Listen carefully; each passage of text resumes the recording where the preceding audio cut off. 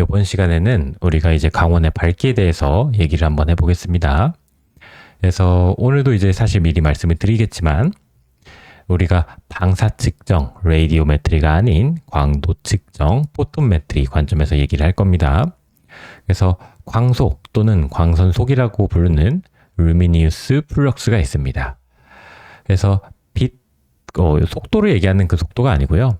무쿨속이라고 해서 다발을 얘기하는 겁니다. 빛 다발을 얘기함으로써 여기 지금 빛이 이렇게 발원을 하면 빛 다발들이 이제 이렇게 퍼지는 걸 볼 수가 있죠. 요것을 우리가 이제 광선속이라고 얘기를 합니다.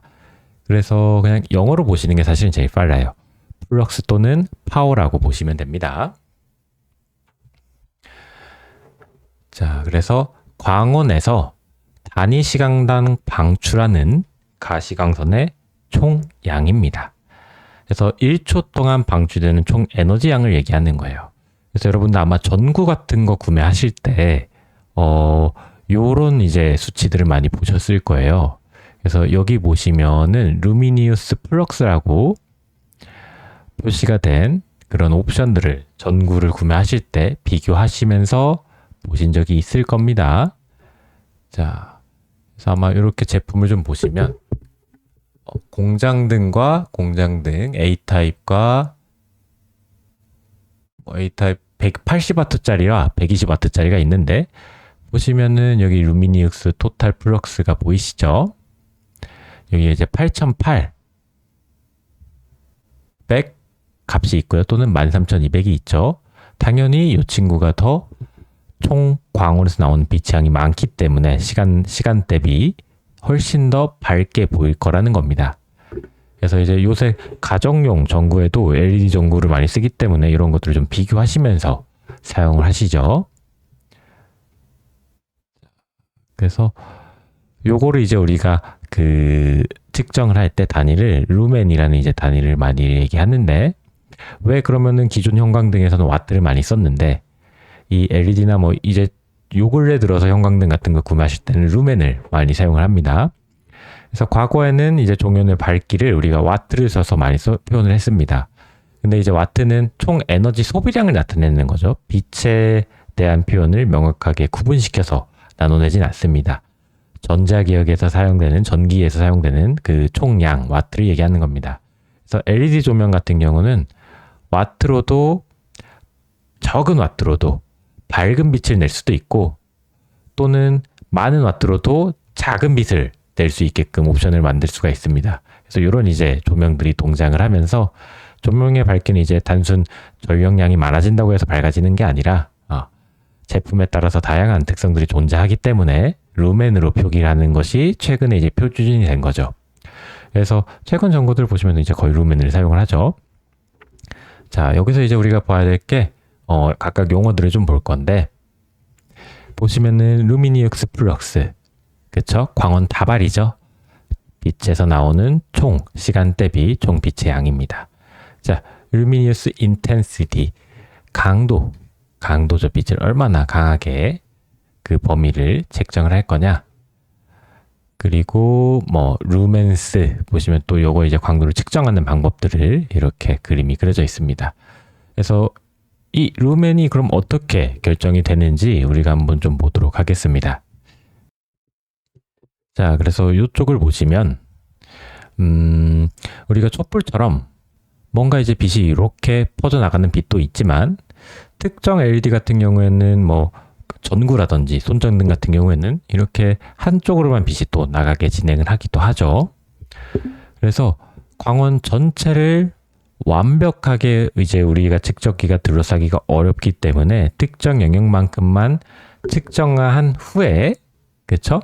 만약에 비율을 계산해서 여기가 뭐 30도다. 그럼 여기의 양이 뭐 100이다. 그러면은 360도 기준으로 곱하기 6을 해서 600으로 계산을 해버립니다. 그래서 이렇게 이제 루멘을 측정을 합니다. 보통은. 왜냐면 완벽하게 이 구를 기반으로 측정하는 기계가 만들면 만들 수 있겠지만 생각보다 효율적이지 못하다라는 겁니다. 그래서 이 1스테라디안 우리가 앞서서 이제 배웠죠. 입체각 기준으로 측정하는 단위죠. 요것을 기준을 삼아서 광도를 정의를 합니다. 자, 보시면은 우리 루미니어스 인텐시티, 특정 각도에 따른 빛의 총 비춰지는 양이죠. 그리고 루미니어스 플럭스, 전체 총 발자하는 빛의 양이죠. 여기가 만약에 아까처럼 60도라면은 곱하기 6해서 나머지 전체 양을 계산을 할 수가 있습니다. 그럼 우리는 여기만 이 면적만 계산을 해버리면, 그쵸? 요 총 빛의 양을 계산하기가 쉬워지죠.